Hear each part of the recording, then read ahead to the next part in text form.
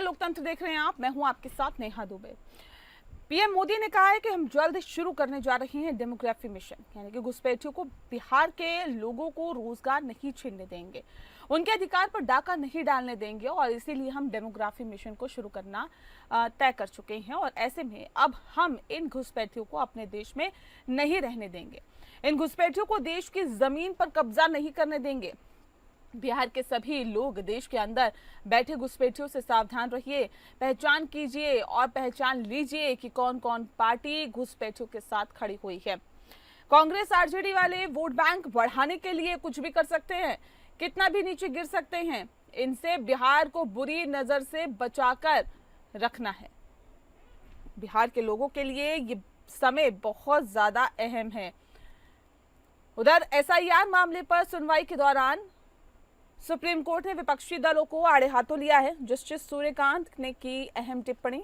उन्होंने कहा कि हम सभी 12 राजनीतिक पार्टियों से जवाब मांगने जा रहे हैं। उन्होंने कहा कि 1 अगस्त से अब तक राजनीतिक दलों ने एसआईआर ड्राफ्ट लिस्ट में सुधार के लिए क्या किया। उन्होंने कहा कि राजनीतिक दल चुप क्यों हैं? अगर राजनीतिक दल ज्यादा जिम्मेदार होते और अपनी जिम्मेदारियों का निर्वहन करते तो आज हालात बहुत बेहतर होते। अहम बात यह है कि सुप्रीम कोर्ट ने कहा है कि आवेदक ईसीआई द्वारा निर्दिष्ट 11 दस्तावेजों में से कोई भी या आधार कार्ड जमा कर सकते हैं। पीएम मोदी ने लालू प्रसाद यादव की आरजेडी और साथ ही कांग्रेस पर जमकर निशाना साधा। उन्होंने कहा कि ये पार्टियां बिहार के लोगों को सिर्फ वोट बैंक समझती हैं। उन्होंने तमाम तरह की बातें यहाँ पर कही और ये भी कहा कि उन्हें गरीब लोगों के दुख दर्द से कोई मतलब नहीं है। पीएम मोदी ने साफ कर दिया है कि अब भ्रष्टाचारी जेल में जाएगा और कुर्सी भी उसकी जाएगी। उन्होंने पहली बार बोलते हुए कहा है कि जिस सीएम ने भ्रष्टाचार किया है और जेल गया है उसे कुर्सी छोड़नी ही होगी। मसले कई है बिहार में। पीएम मोदी ने कहीं भी एसआईआर का मुद्दा नहीं उठाया है और सवाल है कि क्या बीजेपी ने नेताओं के भ्रष्टाचार विधेयक एसआईआर मसले से ध्यान भटकाने के लिए तो नहीं लाए। और साथ ही साथ क्योंकि आज राजनीति की पूरी बहस ही एसआईआर से हटती दिख रही है। दूसरा सवाल ये भी है कि क्या जो सुप्रीम कोर्ट ने जिस तरह से विपक्षी दलों को कटघरे में खड़ा किया है उस पर विपक्षी दलों का क्या कहना है? क्या एसआईआर का मसला विपक्ष के हाथों से निकल गया है?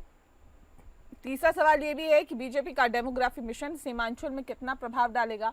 बिहार में मुस्लिम वोटों का किस तरह से जो रुख है वो बदल सकता है? इन्हीं सवालों पर आज हम गौर करने की कोशिश करेंगे।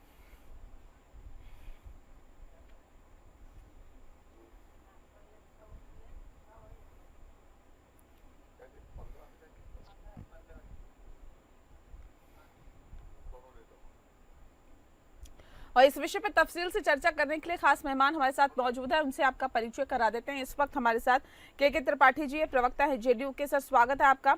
हमारे साथ इस वक्त जुड़ गए हैं भूपेंद्र यादव जी, जो कि प्रवक्ता है भारतीय जनता पार्टी के। भूपेंद्र जी, आपका बहुत बहुत स्वागत है। हमारे साथ दीपक कुमार जी भी जुड़े हैं, जो कि प्रवक्ता है आरजेडी के। दीपक जी, स्वागत है आपका। और साथ ही राज जी हमारे से जुड़ गए हैं, प्रवक्ता है कांग्रेस पार्टी के। सर, आपका भी बहुत बहुत स्वागत है। इस खास कार्यक्रम की शुरुआत भूपेंद्र यादव जी आपके साथ करते हैं। डेमोग्राफी का जिक्र कर प्रधानमंत्री क्या संदेश देने की कोशिश कर रहे थे? क्या बताना चाहते थे, क्या जताना चाहते थे? ऐसा है, मैं आपको बता दूं कि डेमोग्राफी हम लोग तो चेंज नहीं होने देंगे। ये तो हम लोग का परम कर्तव्य है रे भाई। डीप स्टेट नहीं बनने देंगे।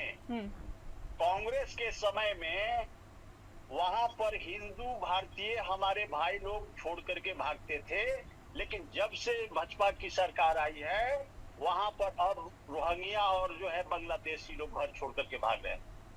ये सिचुएशन हम लोग एकदम खाली करा करके रहेंगे और कभी भी डेमोग्राफी को चेंज नहीं होने देंगे। यह हम लोग का प्रथम कर्तव्य बनता है कि देश की जनता की टैक्स से हम बांग्लादेशी और रोहिंग्या को हम खाना नहीं देंगे, हम रोजगार को छीनने नहीं देंगे। ये हम लोग एकदम कटिबद्ध है मेरे भाई। यदि देश तुम्हारा है तो डर कैसा, यदि देश तुम्हारा नहीं है तो घर कैसा। हमारी सिंपल सी नारा है और ये लोग जो तुष्टीकरण की राजनीति करके आदरणीय राहुल गांधी जी और आदरणीय लालू प्रसाद जी, तेजस्वी जी, ये जो है ना दिखाना चाह रहे हैं, वोट बैंक की राजनीति जो करना चाह रहे हैं कि किसी तरह रोहिंग्या और बांग्लादेशी को बिहार के अंदर में बसा दो रे भाई अच्छी तरह से। उधर हमारी ममता दीदी, ये सारे लोग परेशान है रे भाई। ये लोग जो है ना इस देश को बर्बाद करने वाले लोग हैं। ये लोग चाह रहे हैं, प्री प्लानिंग है इन लोगों का, चूंकि कांग्रेस के रीजन से ही बहुत से बांग्लादेशी इस प्रदेश के अंदर में, इस देश के अंदर में घुसपैठिया करके ये लोग शरण लिए हुए हैं। इन लोगों को हम लोग कतई बर्दाश्त नहीं करेंगे। बहुत जल्द आने वाला समय में हम लोग इनको जो है ना इस देश से निकाल मार करने जा रहे हैं। इसमें गड़बड़ाने की जरूरत नहीं है। ये लोग जो एसआईआर की चिल्लाहट, इन लोगों के पास में कोई मुद्दा नहीं है। और न तो इन लोगों को बिहार की आम आवाम गरीब जनता के लिए इन लोगों का चिंता है। ये लोग झूठ मूठ के हवा क्रिएट करके बिहार में जनता के बीच बने रहने का एक बहुत बड़ा प्रोपेगेंडा फैलाना चाह रहे हैं। और एक ऑटोनॉमस बॉडी इस देश के संवैधानिक दर्जा प्राप्त को ये लोग जो है ना बदनाम करके ये लोग देश को मतलब किस तरह से शर्मसार कराना चाह रहे हैं। ठीक है दीपक जी, देखिए ये कह रहे हैं आप लोग देश को शर्मसार करने की कोशिश कर रहे हैं। हम लोग चाहते हैं कि जिसकी जमीन हो घुसपैठिए यहाँ से भागे, यहाँ से निकले, यहाँ से जाएं। बिहार वासियों को बिहार में रहने का हक पूरी तरह से मिले, लेकिन उन्हें मिले जो कि बिहार के मूल रूप से निवासी है। ऐसे में आप ये लोग कह रहे हैं कि घुसपैठियों के जो साथ में हैं, जो पार्टियां साथ में हैं, उसे पहचानो, वोट बैंक को मजबूत करने की कोशिशों में लगी और आपके हक पे डाका डाल रही है। बिहार वासियों को ही समझा रहे हैं बीजेपी के नेता।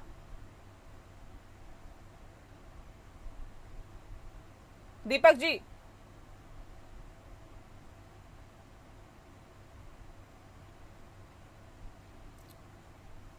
दीपक जी सुन पा रहे हैं आप हमें?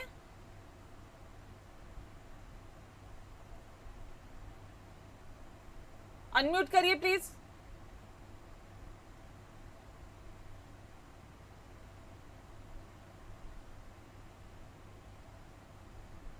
दीपक जी, आवाज आपको मिल रही है या नहीं मिल रही?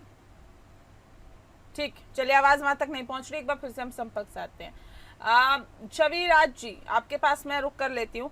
देखिए, कह रहे हैं जो पार्टियां घुसपैठियों का साथ दे रही है वो अपने वोट बैंक को मजबूत करने का काम कर रही है। उनको पहचानना होगा। बिहार के जो लोग हैं उनके हक पर डाका डलवाने वाली भी ये पार्टियां हैं।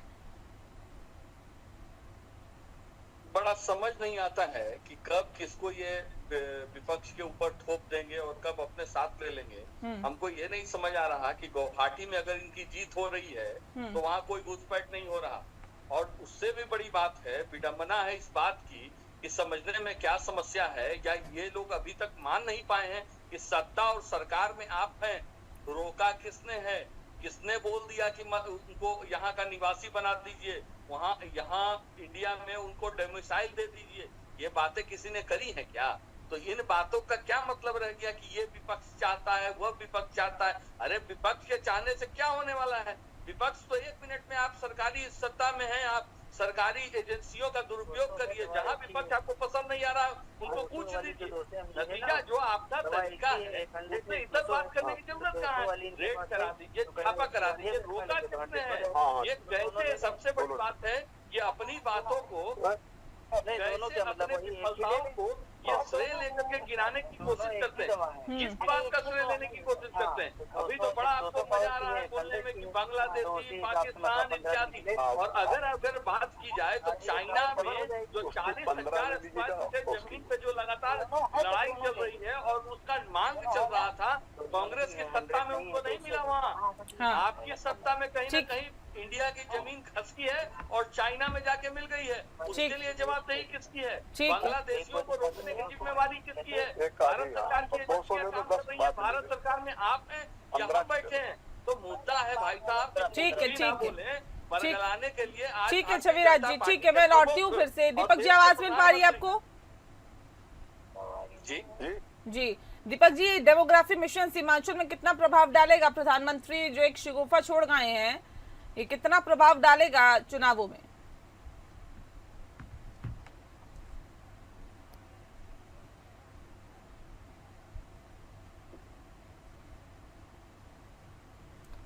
दीपक जी सुन पा रहे हैं आप? आवाज आ रही है आपको?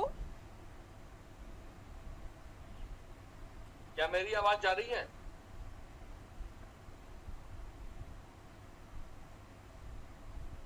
हेलो। जी जी, अब बताएं, अब बताएं। तो नेहा जी, बात यह है कि मैं बता दूं, अगर भारत के इतिहास में भारत के प्रधानमंत्री को अगर कोई याद करे कि झूठ बोलने में सबसे ज्यादा एक्सपर्ट कौन थे, तो वो भारत के नरेंद्र मोदी जी। आप समझ लीजिए कैसे भारत के चुनाव आयोग कह रहे हैं कि इतने लाख जो है पलायन है और इतने लाख मृत्यु है, इतने लाख डबल वोटर है। भारत के चुनाव आयोग एक बार भी नहीं कहा कि घूसपैठिए इतने मिल चुके हैं, लेकिन भारत के प्रधानमंत्री और बीजेपी के प्रवक्ता तमाम लोग जो है घूसपैठियों पर गीत गा रहे हैं। मतलब इन्हें अब कौन सही है? अब एक चीज बताइए, इसीलिए विपक्ष की नेता, केंद्र के विपक्ष के नेता राहुल गांधी और बिहार विपक्ष नेता तेजस्वी यादव दोनों ने कहा वोट छोड़ गद्दी छोड़। यही इससे ही पता चलता है किस तरह से ये वोट चोरी करके सत्ता में पहुंचे हैं। इस चीज को आपको समझना पड़ेगा। और किस तरह से ये लोग बिहार में एसआईआर के माध्यम से बिहार के आम जनस मानस का जो जन कल्याण योजना होगा उनसे दूर करने का ये साजिश है। किस तरह से भारत के प्रधानमंत्री बिहार आते हैं और बिहार की जनता को घूसपैठिया करते हैं। या तो भारत के प्रधानमंत्री यज्ञ है, चुनाव आयोग को मांगना चाहिए कि शपथ पत्र पे लिखिए बिहार में कितने घूसपैठियों हैं। बीजेपी के प्रवक्ता शपथ पत्र पे लिखी दीजिए। क्या चुनाव आयोग सिर्फ विपक्ष से ही मांगेगा या भारत के प्रधानमंत्री से नहीं मांगेंगे? नहीं, तो ये किसने कहा कि विपक्ष से ही मांगा जाएगा? ये किसने कहा? ये बात किसने कही? या तो चुनाव आयोग खुद को कहे कि हम गलत हैं, भारत के प्रधानमंत्री सही है, या तो फिर भारत के प्रधानमंत्री बिहार की जनता से माफी मांगे कि हम झूठ बोल रहे हैं। नहीं, तो ये बात किसने कही कि ये सारी तहकीकात जो हो रही है विपक्ष से ही हो रही है, सत्ता पक्ष से नहीं हो रही, आम लोगों से नहीं हो रही? ये किसने कहा आपको? नेहा जी, सुन लीजिए नेहा जी, ये देखिए जिस तरह का बयानबाजी आप बिहार में आके कर रहे हैं, आपको तो 20 साल का कार्यकाल बताना चाहिए। आप आ रहे हैं, एक ही रटा हुआ कहानी पढ़ते हैं, ऑपरेशन सिंदूर का लाइन ले लिए या विपक्ष का 15 साल गीत गा लिए, क्या कर दिए? आप अपने बारे में बताइए ना। नहीं, तो आपको लगता है कि घुसपैठियों को रहने देना चाहिए? नहीं, किसी जेन्युइन व्यक्ति का क्या नाम काटा गया? क्या उसे भगाने की कोशिश हो रही है? जेन्युइन व्यक्ति का जो बिहार का रहने वाला है। योगेंद्र यादव ने सुप्रीम कोर्ट में, योगेंद्र यादव ने दो व्यक्ति को खड़ा किया, 12 व्यक्ति। आप नहीं देखे? नेहा जी, आप लोग लग रहे हैं तो पीछे चल रहे हैं, आपके चैनल आप नहीं देखे लग रहा है। क्या नाम नहीं काटा गया? नहीं देखा गया कि कोई मृत्यु, कोई जिंदा आदमी को ये लोग साबित कर दे कि वो मर चुके हैं। ठीक है, और सामने ठीक है, के त्रिपाठी जी जवाब दीजिए सर। एसआईआर का जो विषय है, इस पर विपक्ष एकजुट दिखाई दे रहा है, लामबंद है सरकार के खिलाफ। देखिए नेहा जी, पहले तो जो ये सुप्रीम कोर्ट में योगेंद्र यादव के बात को कहा है वो सच हो सकता है, लेकिन उसमें 1 महीने का टाइम दिया है एसआईआर ने कि अगर किसी का गलत है तो वहाँ के बीएलओ से शिकायत करके अपना नाम जुड़वा ले। और उसके साथ ही साथ आज सुप्रीम कोर्ट ने सबको लताड़ा है, विपक्ष के लोगों को। 2 आदमी भी किसी पार्टी के लोग नहीं गए। ये खराबी है एसआईआर में। आज भी सारी राजनीतिक दलों को उन्होंने आईना दिखाया है कि आप सिर्फ वोट लेते हैं और जनता के आप वोट लेने के लिए सहयोग नहीं करते हैं ताकि उससे सही वोट पड़ सके। तो जहां तक इसका सवाल है, एक चैलेंज था राहुल गांधी का, क्योंकि महाराष्ट्र को लेकर के कि तमाम वोटर बढ़ जाते हैं, वो तो आपने देखा है कि गलत साबित हुआ है। और उसको जिसने सीडीएस ने कहा था वो भी गलत साबित हुआ। उन्होंने माफी मांगी और सारी चीजें वो पब्लिक डोमेन में आ गई है। और जहां तक बिहार का सवाल है, आज मुझे लगता है कुछ दिन और बचे होंगे 8-10 दिन, लेकिन किसी भी राजनीतिक दल ने कोई कंप्लेन नहीं किया है कि इतने वोटर गलत है इतने वोटर जिंदा हैं, इतने वोटर पलायन नहीं किए हैं, इसका किसी ने कोई सवाल नहीं किया है। और विपक्षियों को बहुत ही लताड़ सुप्रीम कोर्ट ने आज लगाई है। पहले आईने में अपना देखें, तभी उसको धूल को उकरने से कोई फायदा नहीं होगा। और इस तरीके का नैरेटिव बनाना, तो हमारा तो ये मानना है कि एसआईआर इसलिए जरूरी था कि वहां पे जो फर्जी वोटर हैं, जो गलत तरीके से हैं, उनको किसी तरीके से बाहर किया जाए। और जब बाहर हो जाएंगे तो आयोग पे जो कुछ लगाते हैं लोग कि आयोग चोर है, ये गलत बात है। ये भारतीय राजनीति का, विपक्ष का ये सबसे घिनौना आचरण है। वो एक संवैधानिक संस्था है, उस संवैधानिक संस्था को आपको सम्मान करना चाहिए। हाँ। और मैं आपके नेहा जी, आपके माध्यम से कुछ लेकिन जहाँ पे त्रुटि है, जहाँ पे गलतियां, उस गलतियों को स्वीकार भी तो करना चाहिए ना त्रिपाठी जी। नहीं, देखिए, आप देखिए नेहा जी, वहाँ तो अभी 1 महीने भर का समय था और गलतियां तो अभी एक भी राजनीतिक पार्टी का, आज तो सुप्रीम कोर्ट में डेट लगी हुई थी, सुप्रीम कोर्ट ने इन्हीं को ढाला है कि आप लोग गलत नैरेटिव सेट कर रहे हैं। एक आदमी ने नहीं बताया कितने वोट मर गए हैं, इतने वोट जिंदा हैं। एक भी पॉलिटिकल पार्टी का कहीं कोई कंप्लेन आज तक नहीं है। तो ये क्या मैसेज जाता है? ठीक है। सिर्फ हवाई दीपक जी, जनता को भ्रमित करने का काम कर रही है विपक्षी पार्टियां। नेहा जी, त्रिपाठी जी हमारे से सीनियर हैं और सुप्रीम कोर्ट को एक लाइन लेकर आप लोग चलते हैं। सुप्रीम कोर्ट ने चुनाव आयोग को भी सुझाव दिया, सुप्रीम कोर्ट ने चुनाव आयोग भी कहा कि आप 11 पेपर के अलावा आधार कार्ड को भी जोड़िए। और रही बात, लग रहा है कि बिहार नहीं घूम रहे हैं, बिहार के बीएलओ बीएलए धरना प्रदर्शन कर रहा है कि बाढ़ में कौन जाएगा। आप बिहार को इस बदहाली में, जिस 20 साल से आप शासन कर रहे हैं, बिहार को तो, अब उत्तरी बिहार को तो आप बाढ़ से बचा नहीं पा रहे हैं। इस बाढ़ में, इस बरसात में बताइए कि कौन तैरकर उनके दरवाजे पे जाएगा, जो ठिकाने पर अभी आप उत्तरी बिहार पहुंच जाइए, बहुत ऐसे किसान घर है जो लोग को अपने घर पे नहीं मिलेगा, कोई बहुत लोग आपको एनएच पे मिलेगा, कोई एनएच पे, कोई स्कूल पे, कोई पंचायत भवन पे पास मिलेगा। और ये लोग जो है डॉक्यूमेंट वेरिफिकेशन के लिए, तीसरी बात यह है कि आपसे जब विपक्ष ने कहा कि आपने जो 22 लाख मृत साबित किए, उसका आप जो है डाटा दे दीजिए। दे दिया डाटा तो मौजूद है। कोर्ट ने भी कहा, आपसे मांग किया गया कि आप जो डुप्लीकेट करें कि जो 7 लाख है, उसका भी आप डाटा बूथ वाइज दीजिए।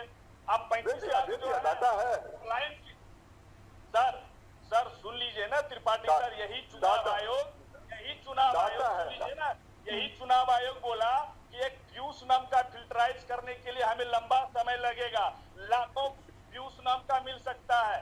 तो चुनाव आयोग पहले खुद ही फाइनल करे तो किस तरह से जो है फिल्टराइज कर रहे हैं। वो जो है मीडिया का सवाल का जवाब नहीं दे पा रहा है। चुनाव आयोग भारत में पहली बार है बीजेपी के प्रवक्ता बनकर बयानबाजी कर रहा है। ठीक है भूपेंद्र यादव जी, देखिए बार बार सवाल उठ रहा है कि जब बात चुनाव आयोग की हो रही है, विपक्ष तो असंतुष्ट है, चुनाव आयोग से असंतुष्ट है, भारतीय जनता पार्टी को क्यों मिर्ची लगती है? ऐसा है नेहा जी, मैं बता दूं कि भारतीय जनता पार्टी को कोई मिर्ची नहीं लग रही है। भारतीय जनता पार्टी इस चीज पर रिएक्ट होती है कि ये लोग जो है ना, बिहार की जनता को ये लोग गुमराह कर रही है। ये लोग गुमराह करने वाली पार्टी है रे भाई। कैसे गुमराह कर रहे हैं, कैसे कर रहे हैं?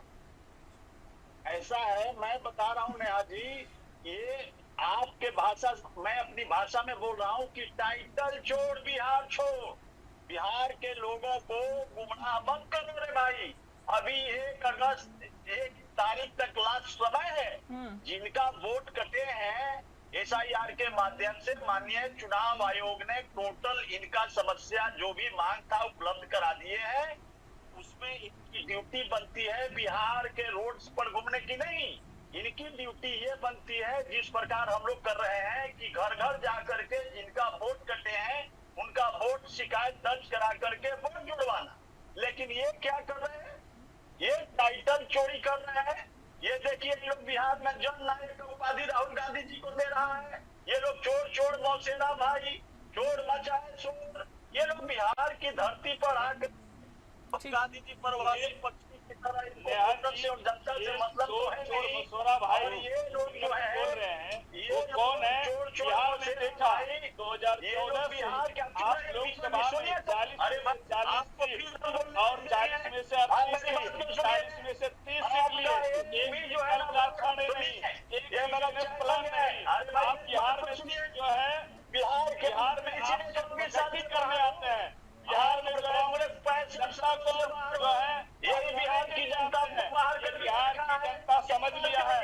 ये दो तरह से बिहार की जनता टूट कर जो टाइटल चोरी कर रहे हो, टॉप बना रहा है। टाइटल चोरी करने से आप टाइटल देखिए, चोर बिहार चोर, ये हमारा नारा है और आपको बिहार की जनता बाहर करके ले रही है। और 2025 में ठीक है, देख रही है सर, देश की जनता देख रही है, खासतौर पे बिहार की जनता भी देख रही है क्या हो रहा है, कौन किसके हित में कितना काम कर रहा है और जनता की भलाई के लिए कौन कर रहा है और वो अपने वोट बैंक को मजबूत करने के लिए कौन क्या कर रहा है सर, सब जनता देख रही है सर। शुक्रिया आप सभी का हमारे साथ इस खास कार्यक्रम के माध्यम से जुड़ने के लिए। लोकतंत्र में फिलहाल के लिए इतना ही, मुझे दीजिए इजाजत, नमस्कार।